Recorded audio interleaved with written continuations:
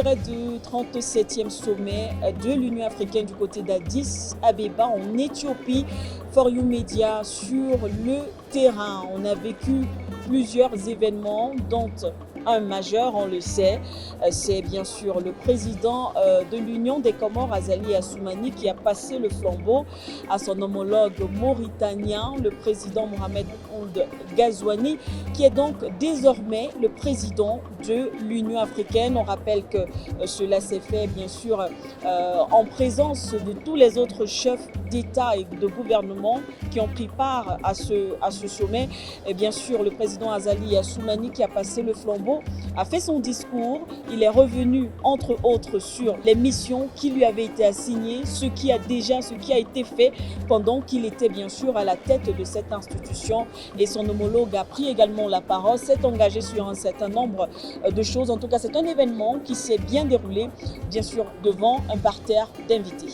We're talking about this very important decision taken by the African leaders during the 37th session of the Assembly of the African Union. We're talking about the baton of command that has left Comore to Mauritania, where President Mohamed Ould Ghazouani will be taking the helm of this Africa's #1 institution.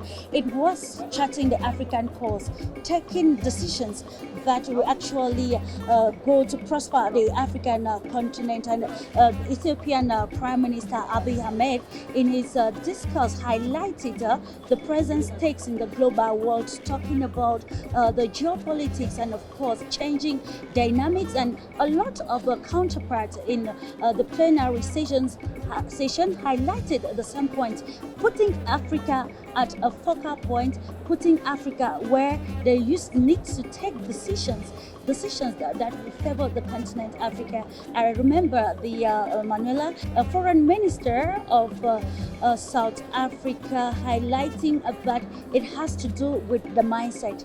It is now an intentional leadership. Being conversant with the changes happening across the global world, it is imperative that African leaders are intentional about charting the African cause. And this, of course, is bringing us to set as another important point, Siki, to talk about regarding the countries that were absent. Tout à fait, effectivement. L'autre point important, ce sont ces États africains qui n'ont pas pris part à ce sommet. D'ailleurs, l'on s'en doutait, même si certains espéraient que, voilà, au regard de l'évolution de l'actualité, peut-être que l'institution panafricaine serait revenue sur sa décision. On rappelle qu'il s'agit bien sûr de ces pays-là qui ont à leur tête les militaires, ceux-là qui sont arrivés au pouvoir par des coups de force. On rappelle qu'on parle là du Mali, du Niger, du Burkina Faso, du Gabon, du Soudan également. Voilà, ces pays-là qui n'ont pas pris part à ce sommet. On n'a pas vu de délégation de ces différents pays. On rappelle qu'ils sont sous sanction jusqu'alors, alors qu'ils sont sortis non seulement du G5 Sahel pour certains, mais aussi de la CEDEAO. On sait également, selon les indiscrétions, que du côté de la Commission de l'Union africaine, ça ne passe pas. Ces pays, on n'arrive pas justement à renouer le dialogue, ce qui expliquerait d'ailleurs l'absence. Mais on s'interroge également, alors qu'on parle d'intégration au sein de l'Afrique, est-ce que cette position ne va pas radicaliser ces États, dits entre guillemets du Sahel, en tout cas ces États qui ont les militaires à la tête du pays? C'est une autre interrogation. On ne sait pas, voilà, ce que la suite, l'avenir, bien sûr, nous réserve. Absolutely, and of course, that's where the problematic lies. Leaders actually focus on the aspect of integration, and then you ask yourself, these very important countries in Africa are exempted from a very historic event like this. We're talking about Mali, Niger, Burkina Faso, Sudan, Guinea, Conakry, and other countries that are actually going through political turmoil in this particular moment in the lives of the political lives of African countries around the globe. Wasn't it an opportunity to discuss this during the plenary session, Siki? Tout à fait. Donc, c'est vrai, effectivement, il faut le rappeler, c'était aussi l'occasion, pourquoi pas, comme l'ont proposé certains observateurs, de les inviter et de discuter sur une table. De toutes les façons, ce sont les décideurs, ils ont pris la décision. On verra peut-être l'avenir. Pour sortir peut-être Eindhoven, rappeler quand même qu'ils sont nombreux les chefs d'État qui ont fait le déplacement pour Addis Abeba. On les a vus, on les a aperçus, même s'il faut également le rappeler, difficile d'accéder justement, d'avoir accès à ces dirigeants africains.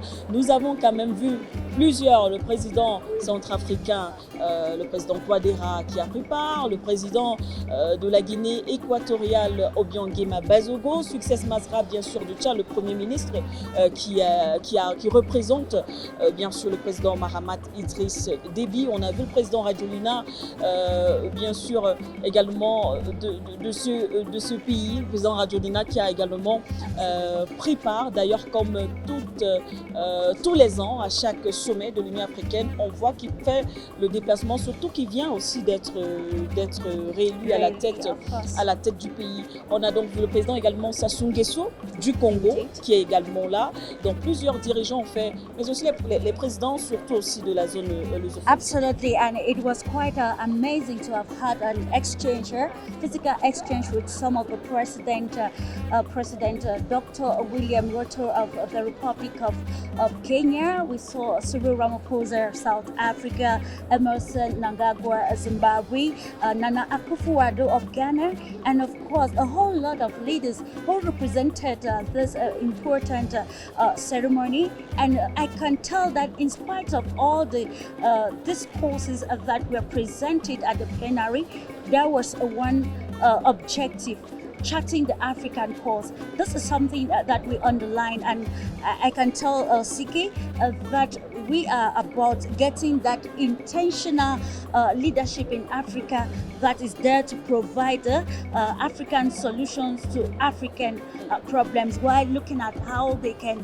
actually collaborate. We cannot sideline the multilateral agreement, and they actually highlighted that in their discuss, talking and looking at how Africa can redefine its position in the international arena to make its voices heard, especially in economic making decisions. You know, the power of a country is in its economy. De toutes les façons, le sommet se poursuit. On rappelle également qu'il y a des rencontres bilatérales, il y a des mini-événements, on va le dire comme ça, on ne peut pas dire mini-sommets, qui s'organisent aussi autour de certaines thématiques. On a par exemple le président Embalo de la Guinée-Bissau, du moins représenté, du moins la Guinée-Bissau, le Cap-Vert, qui se sont réunis tout à l'heure autour de la lutte contre le paludisme en Afrique.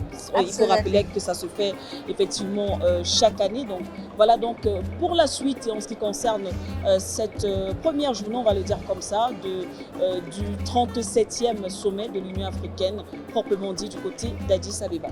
Absolutely, and for you media is ensuring that we get just the right information to educate the African people, bringing it, you know, information is knowledge, and that's why we are ensuring and giving updates of everything that is happening here regarding the discussions of the presidents of the African Council.